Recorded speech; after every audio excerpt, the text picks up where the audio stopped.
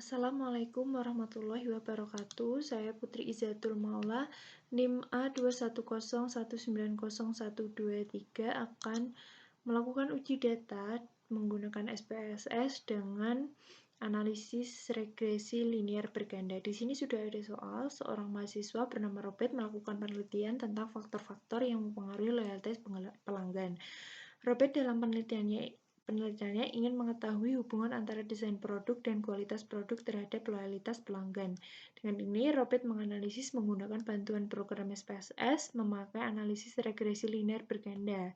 Pengujian pada penelitian ini menggunakan tingkat signifikansi 5% atau 0,05. Data-data yang didapat sudah berdistribusi normal, yaitu sebagai berikut.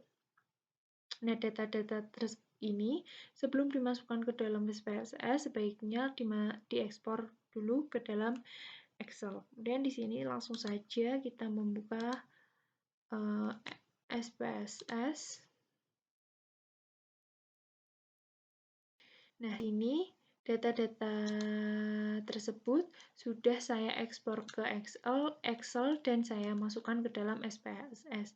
Sebelumnya mohon maaf tidak saya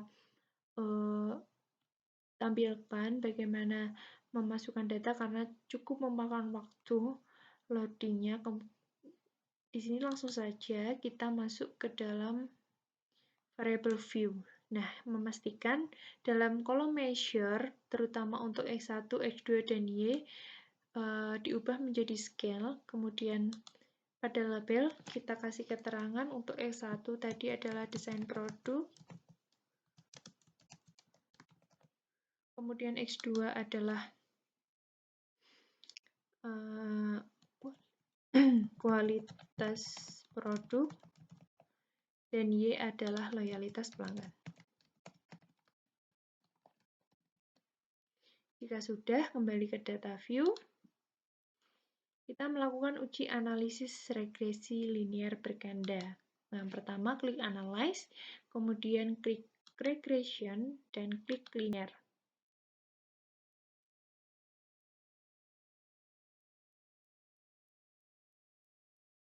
Nah, jika sudah muncul seperti ini, kita masukkan variabel dependent-nya, yaitu loyalitas pelanggan atau Y, kemudian variabel independen-nya X1 dan X2. Kita masukkan, dan klik statistik.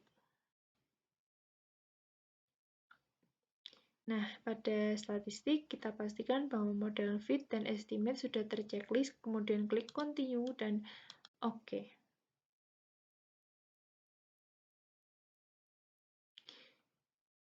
Nah, di sini sudah muncul hasil analisisnya. Yang pertama, variabel entered memastikan bahwasannya semua variabel sudah masuk ke dalam analisis, yaitu kualitas produk, desain produk, dan variabel dependennya adalah loyalitas pelanggan. Kemudian pada tabel model summary, kita dapat mengetahui seberapa besar sih kontribusi X1 dengan X2 terhadap variabel Y ini. Kita lihat pada tabel pada kolom R-square memiliki nilai 0,844. Nah, hal ini mengandung arti bahwasannya kontribusi X1 dan X2 terhadap variabel Y sebesar 0,844 atau 84,4%. Kemudian pada tabel ANOVA kita dapat melakukan uji F, di mana uji F ini tujuannya untuk mengetahui apakah ada pengaruh antara X1 dan X2 secara bersamaan atau simultan terhadap variabel Y. Yang pertama, kita lihat pada kolom signifikan. Signifikansi yang dipakai dalam uji ini adalah 0,05. Nah, di sini nilai signifikasinya yaitu 0,0000. Mengandung arti bahwa 0,000 yaitu di bawah 0,05. Hal ini dapat dikatakan bahwasannya X1 dan X2 secara bersamaan atau simultan memiliki pengaruh terhadap variabel Y. Kemudian melihat dari F hitung. Di sini kita akan membandingkan F hitung dengan F tabel. Bagaimana sih cara menentukan F tabelnya. Yang pertama DF1, yaitu K min N. Di sini 3 min 1 yaitu 2. Kemudian menentukan DF2 yaitu N min K, yaitu jumlah respondennya 12 dikurangi 3 yaitu 9. Kita lihat di sini tabel F pada 2 dan 9 yaitu sebesar ini ya, 4,256.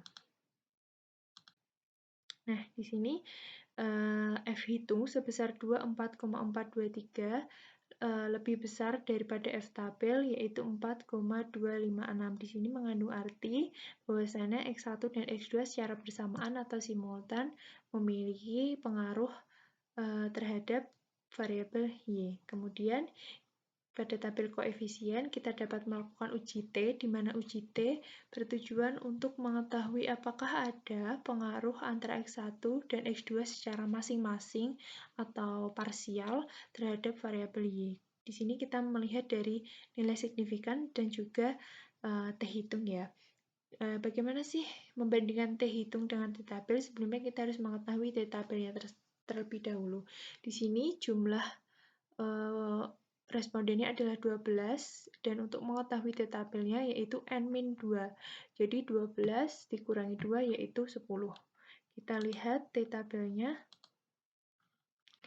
Di sini menggunakan signifikasi 0,05 dan ininya adalah 10. Jadi nilai T tabelnya adalah 1812, 1,812. Kita kembali lagi. Nah, pada variabel desain produk atau X1 memiliki signifikansi 0,429, di mana 0,429 ini lebih besar daripada 0,05. Dan juga membandingkan T tabel dengan T hitung, di sini T hitung sebesar 0,829 lebih kecil daripada T tabel yaitu 1,812. Nah, maka dapat disimpulkan bahwasannya variabel desain produk atau X1 tidak memiliki pengaruh terhadap variabel Y.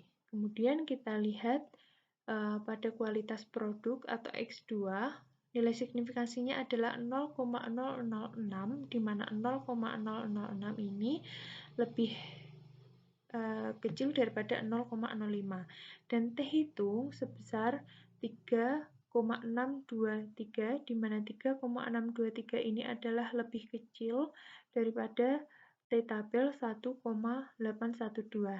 Nah, dapat disimpulkan bahwasanya kualitas produk memiliki hubungan antara X1 dengan X2 secara masing-masing atau parsial terhadap variabel Y.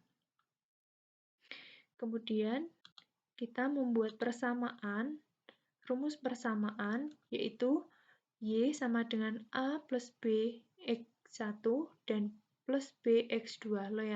Y adalah loyalitas pelanggan, kemudian A dapat dilihat dari ini, nilai konstan sebesar 3,362.